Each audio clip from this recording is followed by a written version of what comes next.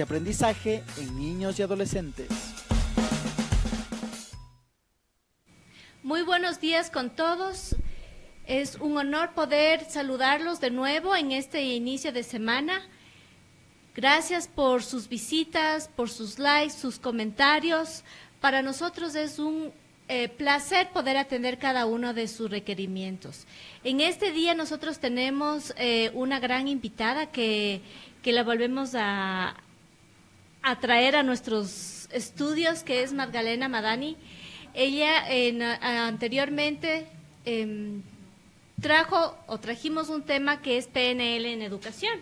Así es. Y trabajamos y conversamos sobre temas súper interesantes sobre cómo como profesores podemos trabajar en el aula. ¿Te acuerdas, May? Así es, fue muy interesante y muy grato estar aquí la vez anterior. Bueno, les recuerdo a aquellas personas que no conocen a Maggie, que de esa manera se le dice de manera muy cariñosamente. Mi querida Maggie es polaca. Maggie, cuéntanos un poco de ti para las personas que no saben sobre tu historia aquí en el Ecuador. Con mucho gusto.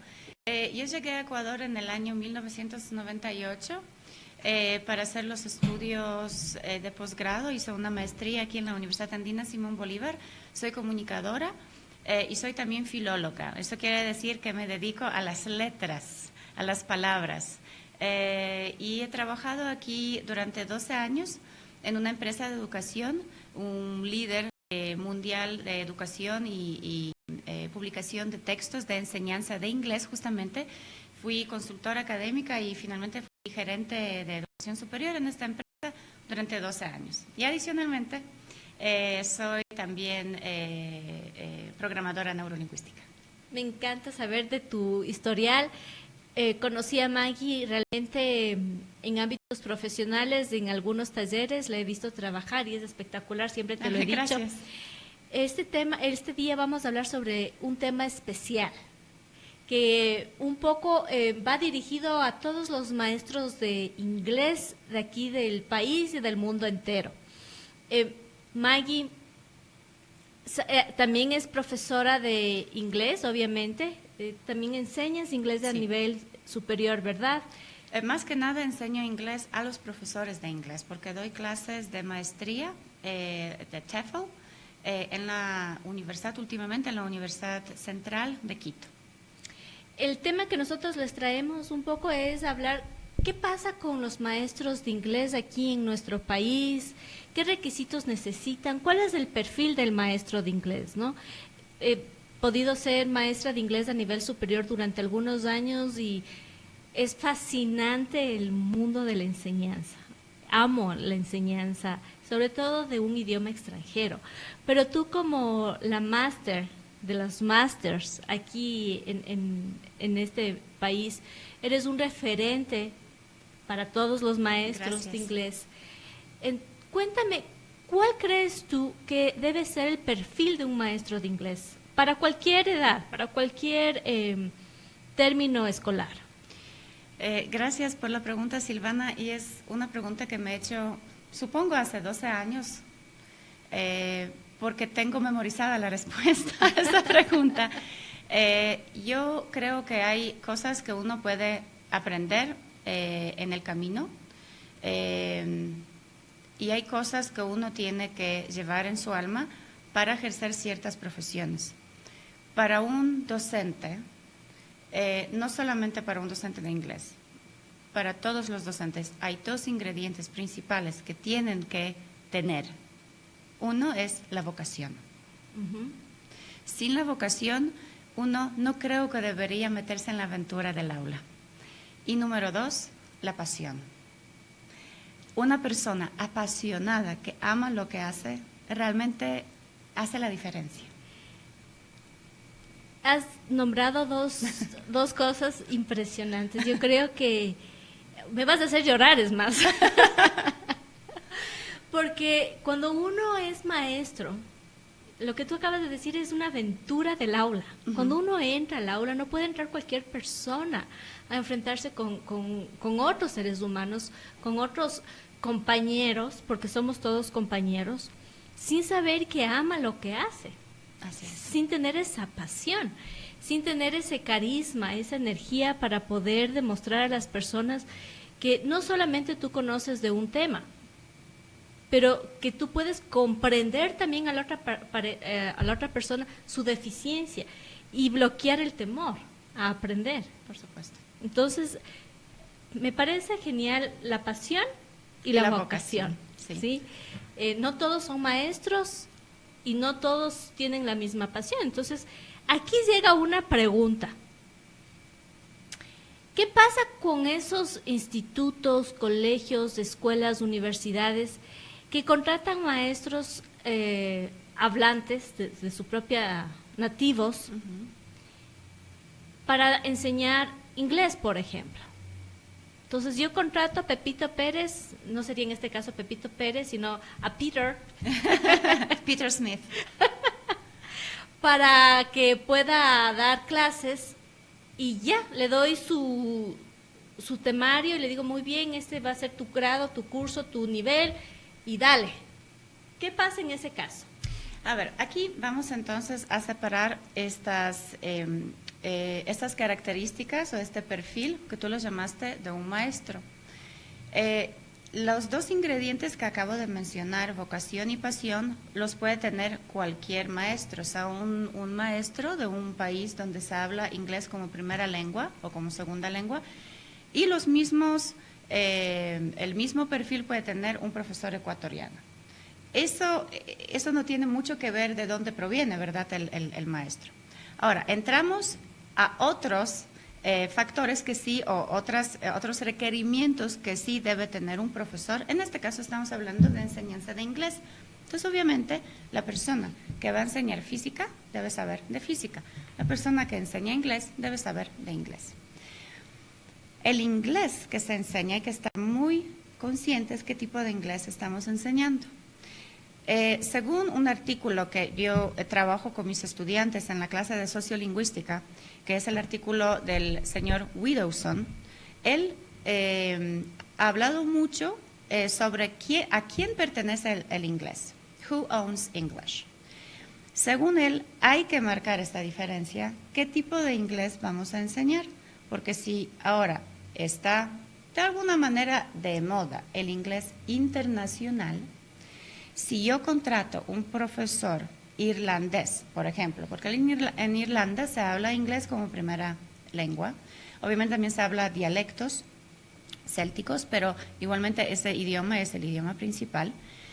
El profesor que va a llegar me va a enseñar el inglés que él habla, su inglés, es el inglés que es su lengua nativa, su mother tongue, que no necesariamente es el inglés internacional que necesitarán mis estudiantes. Hay muchos estudiantes y profesores inclusive de inglés que dicen, yo quiero hablar como un nativo. Y a mí me parece un poco chistosa esta oración, porque yo quiero hablar como nativo ¿de dónde?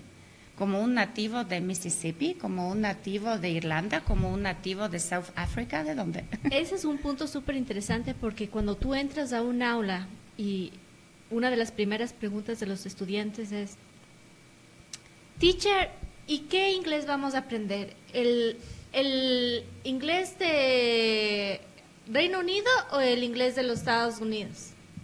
Entonces uno dice, ok, vamos a aprender un inglés general, cuando tú puedas comunicarte en todos los países del mundo y no solamente en Inglaterra o en los Estados Unidos. Y nosotros tenemos esa fijación de qué inglés vamos a aprender y no entendemos que el inglés es una lengua mundial.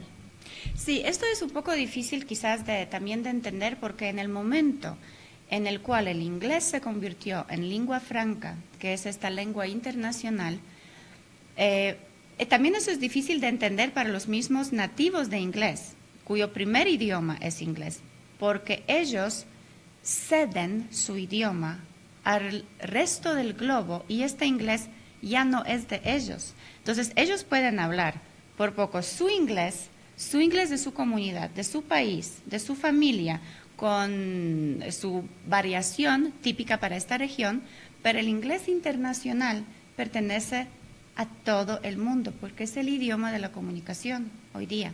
Entonces, este inglés de comunicación, en realidad lo puede enseñar cualquier persona que esté capacitada, que tenga suficiente nivel en suficiencia de inglés, por supuesto, y que tenga pedagogía para enseñar este idioma. Entonces, si un ecuatoriano es preguntado por sus alumnos, ¿qué inglés vamos a aprender?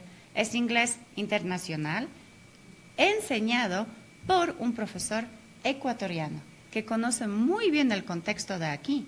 Entonces, por ejemplo, si tú le vas a preguntar a un profesor extranjero, que nunca ha vivido acá y no conoce las relaciones, y le vas a empezar a preguntar por algunos temas, profesor, ¿y cómo se dice Cenecit? Y va a decir, ¿y eso qué es? Ahí entramos a otra etapa de mis preguntas, pero antes de continuar con esto, yo quiero agradecer al Centro Psicopedagógico La Victoria, que gracias a ellos nosotros podemos tener este programa. El Centro Psicopedagógico ofrece a todos ustedes evaluaciones, diagnósticos y tratamientos psicopedagógicos para cualquier problema o dificultad de aprendizaje que niños o adolescentes puedan presentar. Además, les invitamos a todos ustedes que nos escuchen todos los días de 10 a 11 de la mañana a través de www.unpecuador.com y que nos vean ahora mismo a través de Face Alive. Pueden entrar a UNP Facebook, ¿ok? También a través del www.psicopedagógico La Victoria o Facebook, en Facebook del Psicopedagógico La Victoria. Bueno, mi querida May, entraste a un campo súper importante, ¿no? Si es que yo invito a un nativo, un hablante, a dar clases, hay un choque cultural y hay un choque social, en donde nosotros no podemos generar un buen aprendizaje. Primero, porque no hay esa afectividad. Y tú generas afectividad con la gente que tú conoces y estás compartiendo el mismo medio, ¿no es cierto? Ahí, cuando tú dices, profe, ¿y cómo pronuncio Cenecit? Y no sabemos qué hacer. O en quichua esta palabra relacionamos con qué le puede dar ataque. O simplemente nuestros dialectos o nuestras palabras creadas a nuestro medio, porque todo país tiene sus propios modismos, siempre nos va a causar un choque cultural, un choque social que afecta también a la afectividad. Entonces, la recomendación es lo que tú dices, ¿no? Un poco que el maestro pueda manejar su propio lenguaje o la materia que va a hacer. Yo me acuerdo en una conversación que tuve contigo, Maggie, que tú decías, una de las mejores formas de enseñar otra lengua es a través de la afectividad. Sí. Un poco cuéntanos sobre esa fue una frase que a mí me quedó marcada.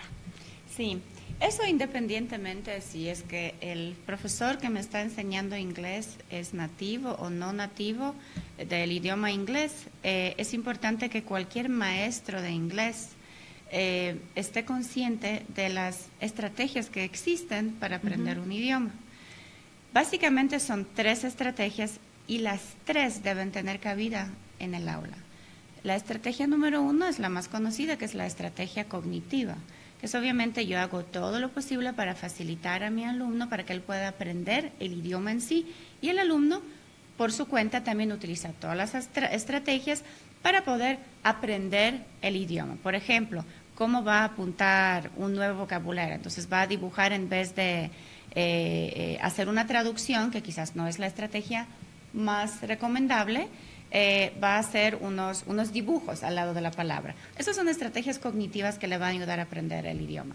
Otra estrategia es la estrategia metacognitiva, que si yo voy a evaluar si es que mis alumnos, como yo enseño, si sirve o no sirve. Voy a ver qué notas tienen mis alumnos, y si todos están sacando malas notas, a lo mejor yo, utilizando la estrategia metacognitiva de reflexión, de análisis de mi pedagogía, yo puedo hacer ciertos ajustes. Y lo mismo va a hacer el estudiante. Él va a ver que, por ejemplo, cuando estudia solo, no le va tan bien. Entonces puede ser que diga, yo tengo mejores resultados cuando yo me uno con mis compañeros y nos ayudamos mutuamente. Y la estrategia, justamente a donde iba tu pregunta, es la estrategia afectiva, que me gusta cambiar la vocal A por E, porque la estrategia afectiva es muy efectiva. Estoy de acuerdo con eso. ¿Qué es esta estrategia afectiva? Esta estrategia va a ir en los dos lados. Siempre hay esta dinámica de profesor al estudiante y del estudiante al profesor. Entonces, si yo utilizo esta estrategia afectiva, yo voy a ver cómo yo puedo ayudar a mi estudiante en el aula para que baje este filtro afectivo que todos tenemos, todos, seamos estudiantes o trabajadores. Es como un bloqueo que yo tengo que tener la llave para desbloquear, para abrir esta puerta y llegar al corazón del estudiante. Si yo no lo hago, yo puedo pararme de cabeza literalmente y el estudiante me va a ver, va a salir del aula y no ha pasado nada. Porque mientras no pasa algo en el corazón, no ha pasado nada en la mente tampoco. Psicológicamente nosotros decimos que nuestro primer idioma, ¿sí?, es sumamente importante para nuestra seguridad. El momento en que tú estás enseñando otro idioma, tú estás poniendo a tu lengua materna a un lado para poder introducir otro idioma al que tú no estás acostumbrado. Y muchas veces los maestros sienten la necesidad de alcanzar metas, ¿sí?, objetivos. Uh-huh. Y no sabemos si estamos bloqueando la parte cerebral, afectiva del estudiante, porque no sabemos cómo llegar al estudiante. Y lo que tú dices es importantísimo. Un maestro tiene que aprender a conocer más o menos a su estudiante para ver por dónde canalizar el aprendizaje. Y nosotros somos una sociedad sumamente afectiva. Por supuesto. Y de ahí yo creo que tú mencionaste el nombre, que yo creo que hay que ir a las raíces etimológicas, lo que me gusta mucho analizar, y de ahí sacar conclusiones. Tú acabas de decir lengua materna. Uh-huh. En inglés es la misma expresión, mother tongue. Es cuando nosotros aprendemos nuestro idioma natal, nuestra lengua materna, la aprendemos ¿de quién? De nuestros papás, de nuestra mamá y de nuestro papá, que son las personas que en lo general son personas que más nos aman en el mundo. Entonces, por ende, ese idioma va a estar enseñado con mucho amor, con mucho cariño, con mucha paciencia, viendo cómo yo hago para que mi niño siga aprendiendo. No es que yo voy a tener un sílabus, a ver, a los 6 meses ya tiene que decir mamá y papá, si no dice castigado. Al año ya tiene que hacer una oración simple, si no hace, qué pena, tienes que regresar, o sea, supletorios. Sujeto y el predicado. Año y medio, frases compuestas. Obviamente que no es así, entonces nosotros siempre tenemos paciencia, vemos qué es lo que ayuda a los niños, les llevamos para que jueguen con otros niños, que puedan escuchar el idioma hablado por diferentes personas, les llevamos al cine, al teatro, escuchan música, les contamos cuentos, hacemos todo eso de una manera natural.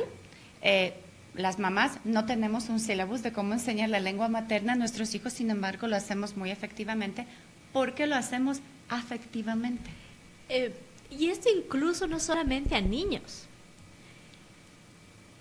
He sido profesora de inglés de estudiantes adultos y les gusta mucho la afectividad, precisamente porque están enfrentándose a un reto nuevo y cuando somos adultos aprender nos cuesta un poco más, tenemos un poco de temor. Pero el momento en que, como tú dices, vamos por la parte afectiva, por la parte familiar, por la parte, no te preocupes, estamos hablando, vamos a aprender algo novedoso, nuevo, diferente. Primero ablandas el corazón y luego ablandas la mente. Así es, tal cual. Y entra el conocimiento dentro de lo que la parte recíproca lo puede recibir. Pero es verdad, y como psicóloga yo he visto que incluso cuando nosotros nos cambiamos de país, algo que también conversamos una vez, ¿no? Incluso cuando nosotros nos cambiamos de país y conocemos el idioma, esos cambios emocionalmente no estamos preparados, nos afecta porque estamos dejando mi raíz materna, estoy dejando mi lugar de pertenencia. Entonces no es tan fácil entrar de golpe a presentarnos de un aula con la bandera de teacher, ¿no? Y eso sí, personalmente sí me gustaría que los maestros entiendan, ¿no? Porque a veces nosotros decimos, tenemos que llenar un objetivo, el sílabus, el no sé qué, y enseñamos y nos olvidamos si es que la otra persona efectivamente y afectivamente está preparado para recibir el conocimiento. Claro, todas las personas llegan al aula, sean adultos, sean niños, llegan con todo su equipaje, llegan con una mochila, y no estoy hablando de la mochila de libros, estoy hablando de la mochila psicológica. Emocional, con sus experiencias, con sus traumas, con sus problemas, con sus alegrías, con sus metaprogramas, con todo eso. Y yo sé que en algunos colegios tenemos 50 equipajes así en un aula, en otros ámbitos tenemos 20, y claro, algunos maestros dicen, pero es difícil llegar a cada uno. Yo no creo que es difícil, yo creo que sí requiere un esfuerzo, quizás nada más de abrirse y querer conocer a estas personas. El simple hecho de que yo quiera conocer a estas personas, saber sus nombres, si es que veo que tienen caras largas, tener la gentileza y la apertura de decir, ¿te pasa algo? ¿Te puedo ayudar en algo? Es una pregunta simple, a la cual yo no tengo que prepararme, yo tengo que poner esto en mi planificación de la clase de inglés. Solo predisposición. Acordémonos de, si es que hay oyentes que hayan escuchado nuestra conversación sobre PNL, una de las tareas de un maestro es observar. Solamente al observar, a ver si el alumno está a lo mejor temblando, está pálido, nos puede indicar diferentes cosas que le están pasando. Un alumno que no está bien, que algo le pasa, que tiene una tristeza, que a lo mejor está ese día no ha desayunado, no ha tomado agua, está deshidratado, está enfermo, quizás tiene fiebre. Los niños no dicen eso, especialmente niños pequeños. Es nuestra tarea de observar y al observar hacer las preguntas para llegar a esta persona, llegar al corazón, porque nuestra misión, no solamente como maestros, como seres humanos, es servir al otro.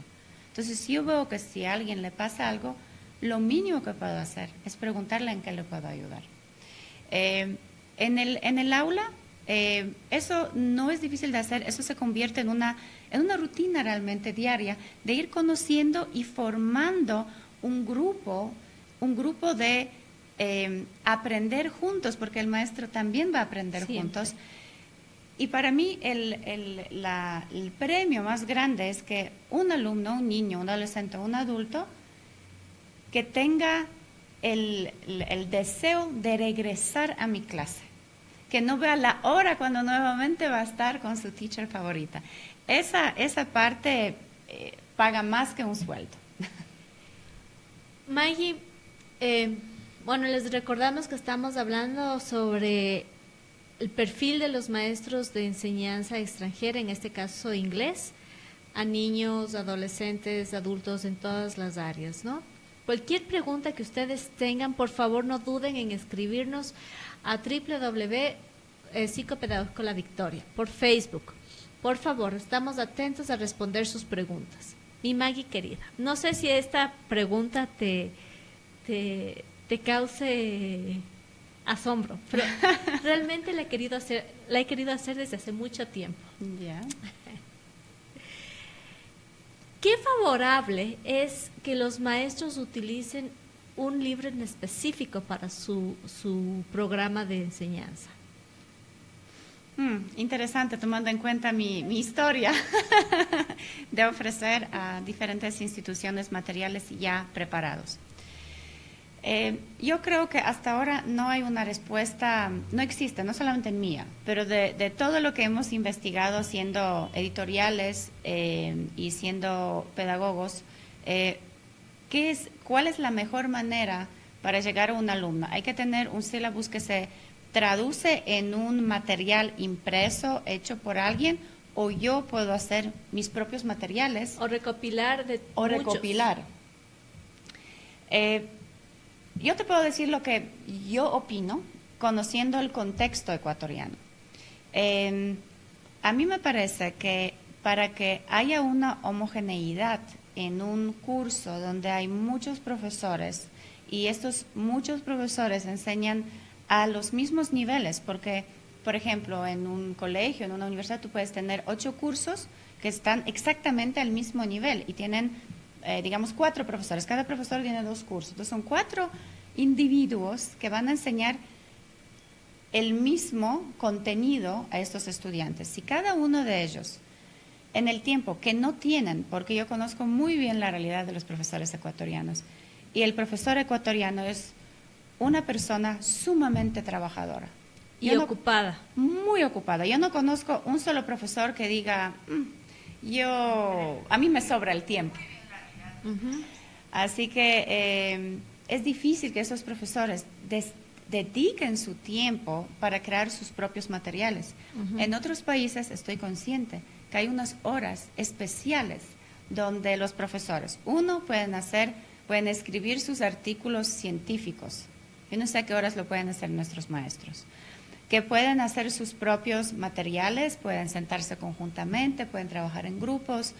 Ese tiempo, y además también es parte cultural, porque si algo no ha existido todavía, va a tomar tiempo hasta introducir un trabajo, por ejemplo, cooperativo en crear materiales.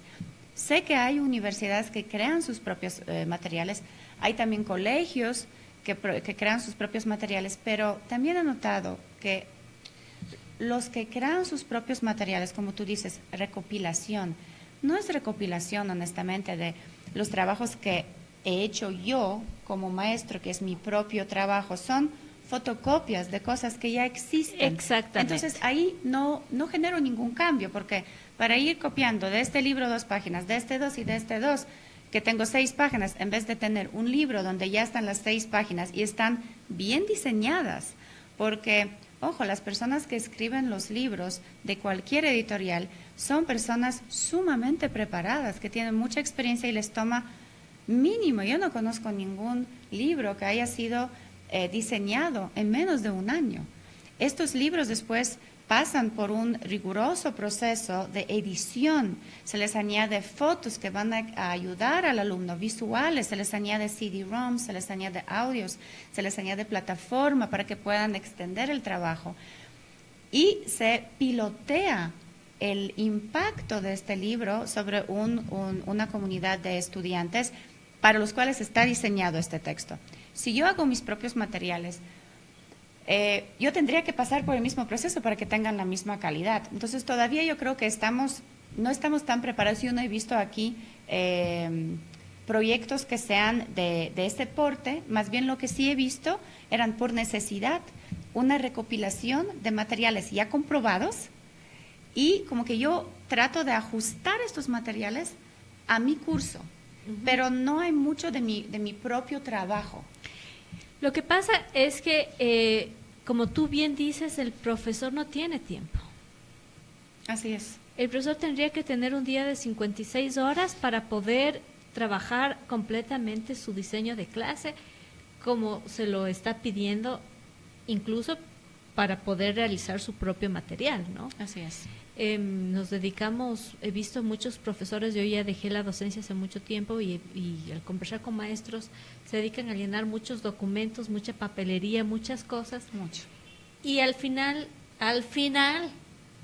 está el dedicarle tiempo a la planificación. Así es. Y una planificación dentro de lo que se puede hacer. Así es. Yo creo que de todas maneras, inclusive si algún profesor dentro de ese día tan ocupado decide utilizar materiales que ya están preparados y ya escogió el mejor material para su institución, de todas maneras, yo creo que eso es muy importante señalar, va a tener que adaptar este material a sus estudiantes, a las necesidades que tienen ellos, y obviamente añadir de lo que estábamos hablando antes, esta parte afectiva, porque solamente tener un material, por mejor que sea, inclusive si está escrito por un Nobel en literatura, uno tiene que adaptarlo, porque si yo enseño inglés en mi aula, yo tengo que tener la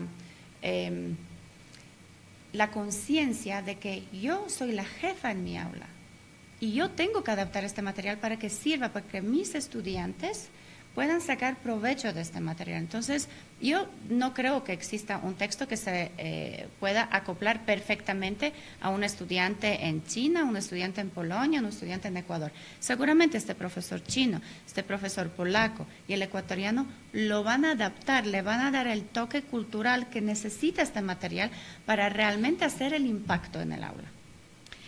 Bueno, continuamos. Déjame agradecer un poco al Centro Psicopedagógico La Victoria, que está presto para atender a cualquier necesidad que padres de familia puedan ver en sus hijos, alguna deficiencia escolar, problemas de estudio, problemas de actitudinales, de conducta. El Centro Psicopedagógico La Victoria les ofrece las evaluaciones, los diagnósticos y los tratamientos para cualquier tipo de problema académico, conductual que sus niños, amigos, familiares estén presentando. Les invito también a que nos escuchen todos los días a través de www.unpecuador.com de 10 a 11 de la mañana. Y nos vean en estos momentos a través de Facebook Alive, UNP Facebook o Psicopedagógico La Victoria Facebook. Mi Maggie, ¿qué opinas o cuál es tu punto de vista de aprender un idioma extranjero online? Es muy interesante porque soy tutora online. Tengo estudiantes, he tenido estudiantes quienes han sido profesores y también tengo estudiantes que son estudiantes universitarios, no profesores, sino están haciendo su pregrado en la universidad. Y es interesante porque fíjate que esta parte afectiva, aunque parece que cuando uno aprende a distancia, que es muy automatizado, ya no veo a mis estudiantes, entonces no importa esta parte afectiva. He notado y he experimentado que por supuesto que sí importa. Sí importa porque a pesar de que yo no vea a mis estudiantes, yo igualmente voy a estar en contacto con ellos. Y ahí entra la parte de PNL, entra la parte de estrategias afectivas, porque, por ejemplo, la selección de palabras que yo voy a utilizar en las comunicaciones que yo voy a tener con ellos va a hacer la diferencia. Mi disponibilidad y mi entrega, mi pasión y mi vocación igualmente va a marcar su presencia en este proceso. ¿Tú crees que si es que tú no usaras estas estrategias, hubiera una deserción del estudiante? A todas las personas nos gusta sentir el interés, que alguien tiene interés por nosotros, que alguien se preocupa por nosotros. Y eso realmente no tiene mucha importancia si es que este estudiante está en un aula conmigo o está trabajando en su casa y yo soy su tutora en línea. Este estudiante quiere saber que esta persona que está, puede ser inclusive que no está en el mismo país, que se preocupa por él, que le manda un mensaje si ve que no está trabajando, ¿te pasa algo? ¿Quieres que te reasigne las tareas? ¿Te ayudo en algo? Simplemente decir, te ayudo en algo, como ya hemos mencionado esta pregunta clave, igualmente me va a ayudar en el aula o cuando yo enseño en línea.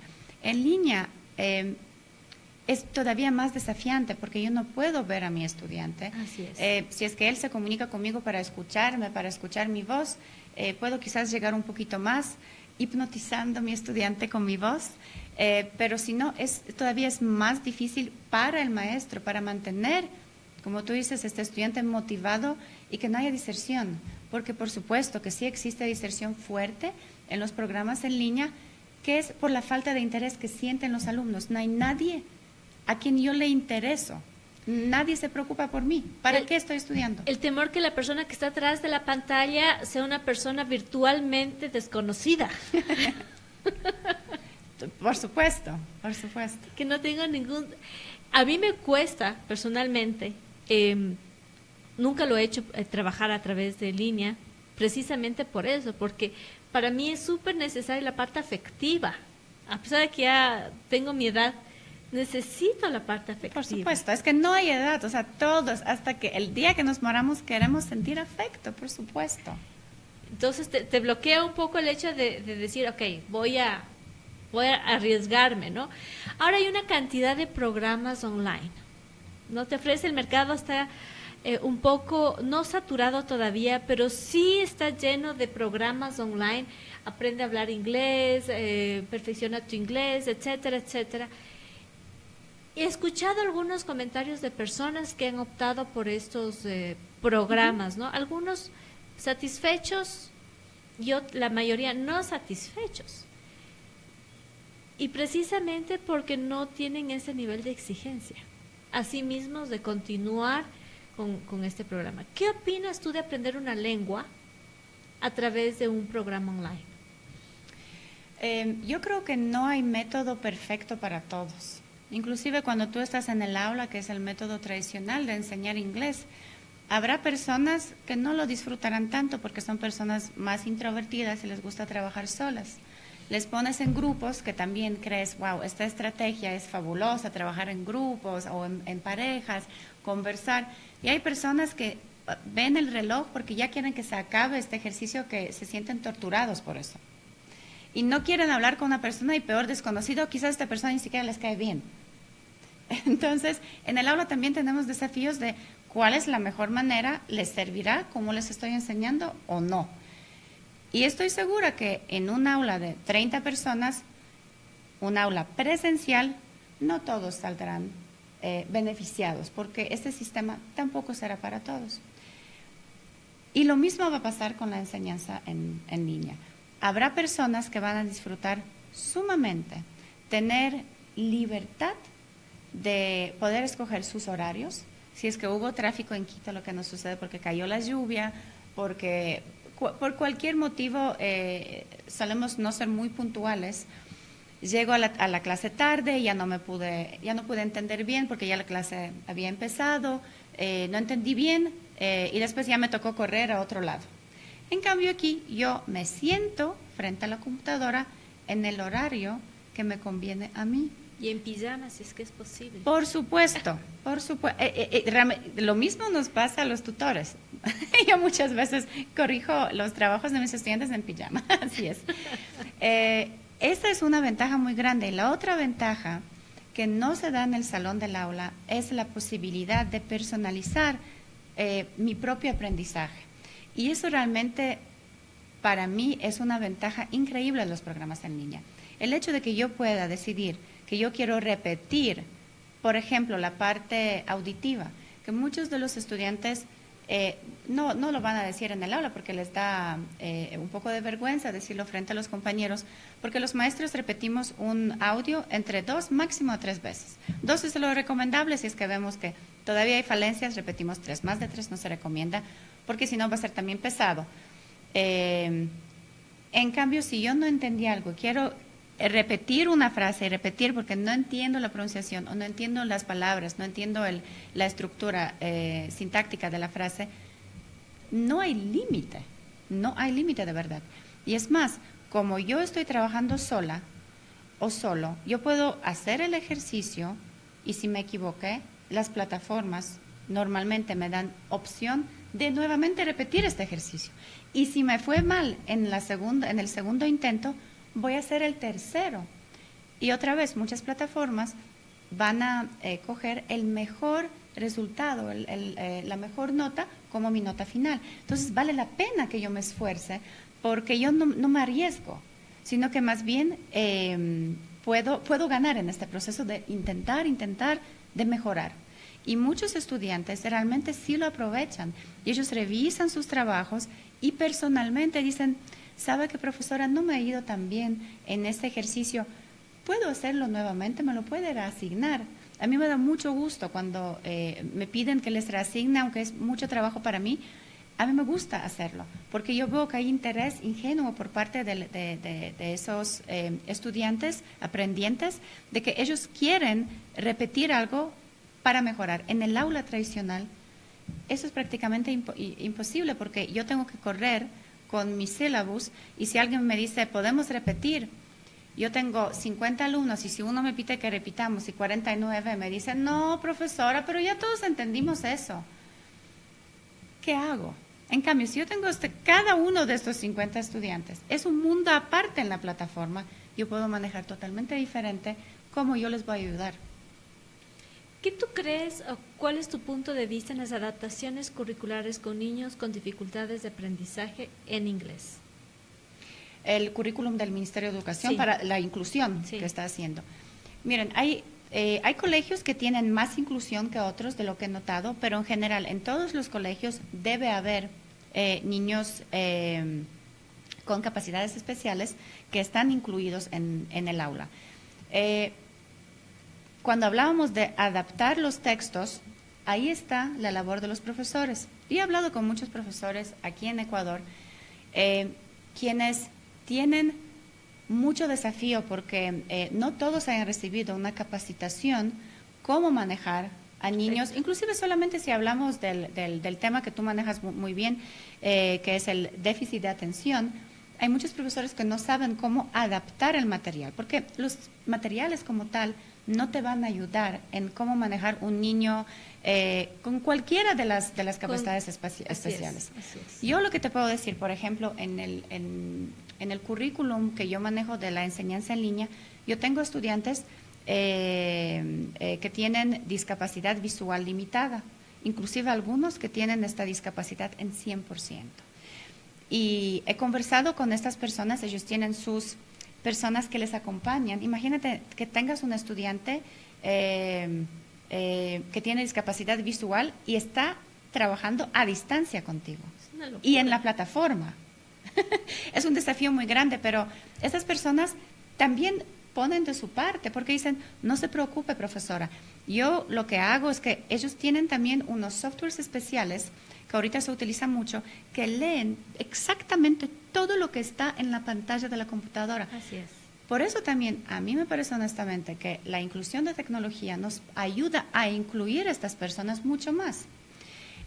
Las personas, por ejemplo, con déficit de atención, los ejercicios van tan rápido, son tan dinámicos, que también les choca el dinamismo de la misma plataforma.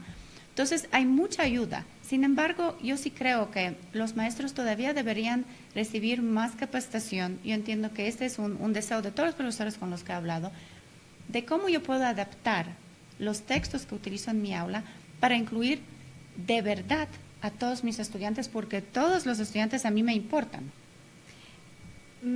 Es un tema que si hablamos un poco más, nos estamos yendo acerca de cómo capacitar a todos, como tú mismo dices, en dificultades y necesidades educativas o necesidades educativas especiales. Y realmente muchos maestros necesitan una capacitación amplia en diferentes áreas que ellos manejen, en matemáticas, en lengua, en educación física, en inglés. Y sin embargo, enfocándonos al área de inglés, revisando los textos que nosotros tenemos, son textos un poco rutinarios, Sí. en donde nosotros como maestros también tenemos que observar el canal de aprendizaje de nuestros estudiantes, si es que es visual, auditivo, kinestésico, etcétera, etcétera, para poder enfocar en nuestra planificación las 3 o las 4 áreas de aprendizaje que ellos puedan tener. Sin embargo, lo que tú acabas de decir es impresionante, ¿no? Cuando uno quiere aprender, aprende. Sí. O sea, no importa si es online, presencial, semipresencial, es el deseo y el anhelo del estudiante de querer aprender. Punto. Así es. Se acabó. Sí. No hay más ciencia. En mi punto de vista, se acabó la ciencia ahí. Porque las necesidades educativas especiales nos están hasta cierto punto limitando, pero también nos favorece la creatividad de buscar los medios para poder aprender. Y como tú bien dices, la tecnología nos está favoreciendo altamente para el proceso de aprendizaje en cualquier cosa. Claro, yo tengo también estudiantes que tienen discapacidad física. Entonces ellos me estaban comentando que no pueden trasladarse a sus centros de enseñanza porque no pueden moverse. Entonces, si tomamos en cuenta discapacidades físicas y no mentales, eso ayuda un montón, que una persona pueda acceder al mundo entero en su casa a través de su computadora. A mí me parece maravilloso. Ah, no, es espectacular y con grandes maestros. Tú eres una maestra a nivel internacional fabulosa. Entonces, Muchas gracias. Imagínate qué hay que hacer para poder tenerle a la Maggie Teacher. ¿Dónde me inscribo? Entonces, un poco el tema es que el idioma inglés está a la mano de todo el mundo. Yo estoy de acuerdo con eso. Sí. ¿Qué pasa ahora con estos profesores? Estábamos hablando un poco que es una lengua franca, que es una lengua a nivel mundial, ¿no? ¿Qué pasa cuando nosotros como padres de familia, que muchas veces he podido ver eso, dicen, no, es que tú eres ecuatoriana, no, tú eres jaimaquino, no, tú eres, etcétera, etcétera, y tienes diferentes acentos, y no están de acuerdo con el acento? ¿Qué es lo que tú nos puedes decir con respecto a ese tema? Ese es un tema que yo trato también en mis clases de sociolingüística, que se llama la actitud hacia los acentos. Tal cual, eso se puede medir. Hay herramientas para medir la actitud sobre diferentes acentos. Uno de los ejercicios, por ejemplo, que yo realizo y que también realiza otros profesores en diferentes universidades que enseñan sociolingüística, es hacerles escuchar a los estudiantes la misma ponencia, pero entregada por diferentes personas. Una persona con acento americano que nació en los Estados Unidos, en algún estado de los Estados Unidos, en este ejercicio no importa de qué estado, con otro profesor, que es también profesor, digamos que es una ponencia de física cuántica, otro profesor que maneja exactamente el mismo tema y es un profesor de origen asiático que nació en algún país asiático y inglés es su lengua de estudio. Y, por ejemplo, con un profesor de Argentina que también aprendió inglés como lengua extranjera y es experto en tema de física cuántica. Y en estos ejercicios podemos valorar cuál es la actitud, eso quiere decir, ¿cuál de estos tres maestros tú crees que sabe más? ¿Con cuál de estos maestros te gustaría tener la clase? ¿Cuál de estos tres maestros te parece el más simpático? Y así podemos medir y supongo que puedes prever los resultados. En estos casos, los acentos que chocan un poco, que a los estudiantes no les parecen agradables para el oído, han sido, por ejemplo, los del profesor asiático y argentino, porque eran un poco más fuertes.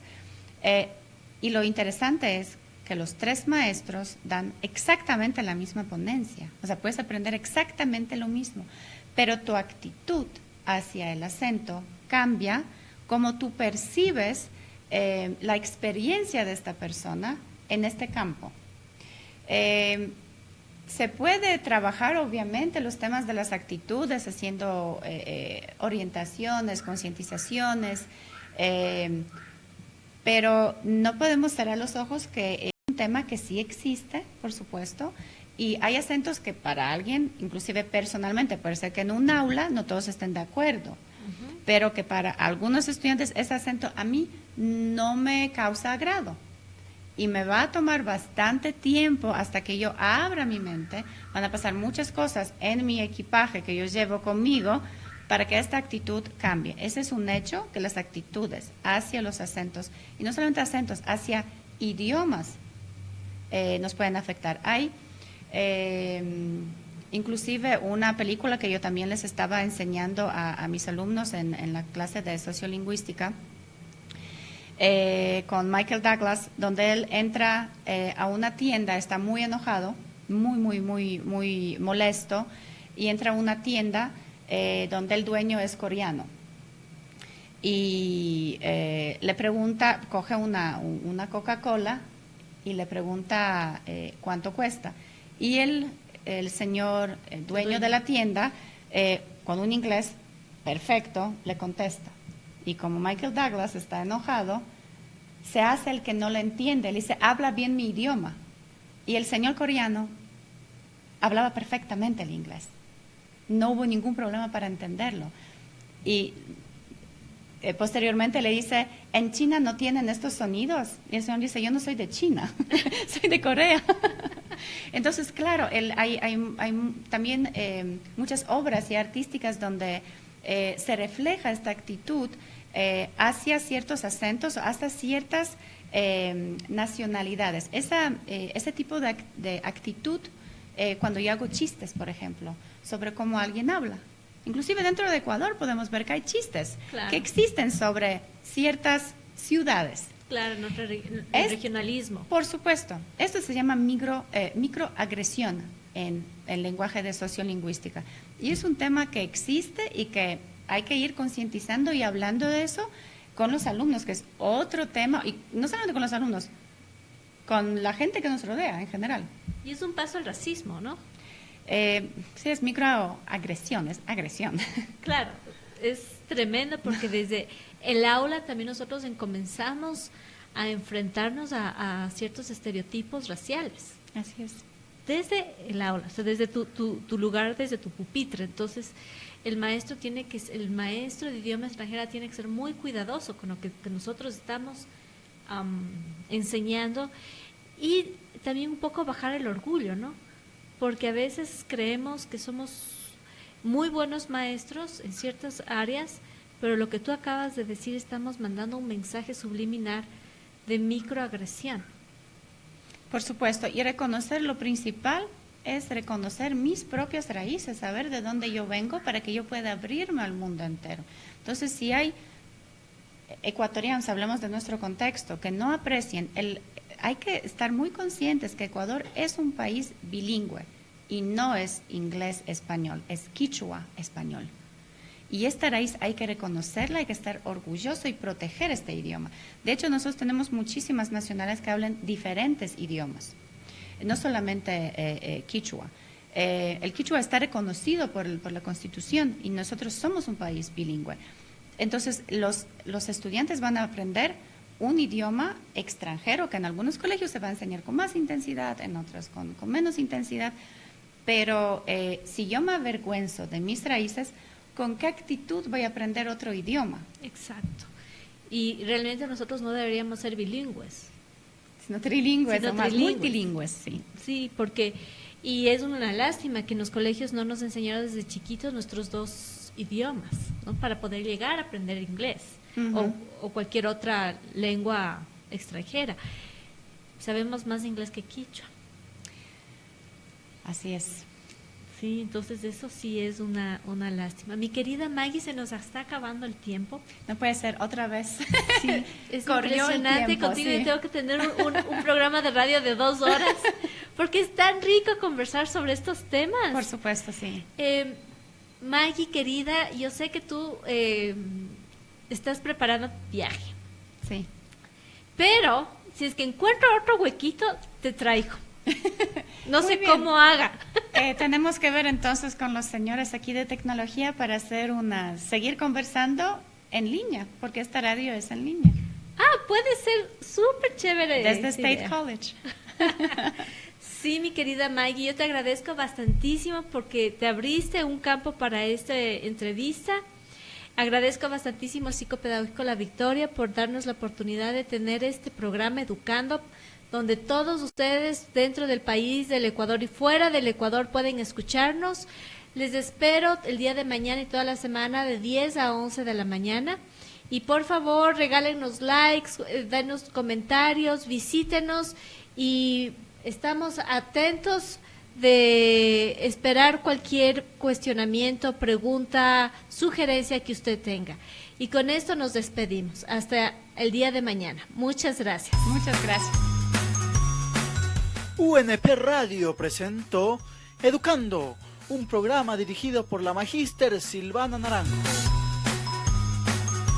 No te pierdas todos los días de 10 a 11 de la mañana. Te esperamos.